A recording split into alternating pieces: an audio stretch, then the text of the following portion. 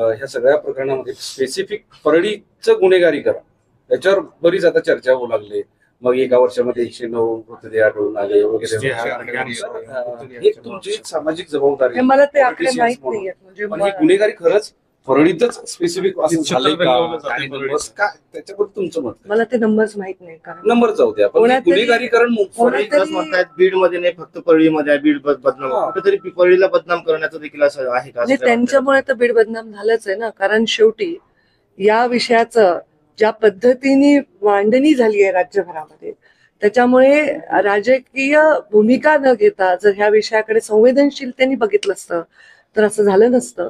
आम्ही बीडमध्ये राहतो आणि बीडमध्ये आम्ही रोज राहतो. एक महिला आहे, मी आज बीडमध्ये काम करते, एक महिला राजकारणी आहे. बीड ज्या जिल्ह्याने एका स्त्रीला नेता म्हणून स्वीकारलाय. खासदार राहिलेले आहेत तिथे केशर काकू क्षीरसागर, रजनीताई पाटील, प्रीतम मुंडे, विमलताई मुंदडा पालकमंत्री राहिल्या आहेत. मला वाटतं ज्या जिल्ह्यामध्ये लोक इतके स्वाभिमानी आहेत की सगळ्यात कष्टाचं जीवन असणारे ऊस तोडणारे माणसं मायग्रेट होऊन बाहेर काम करतात, त्या जिल्ह्याचे स्वाभिमानी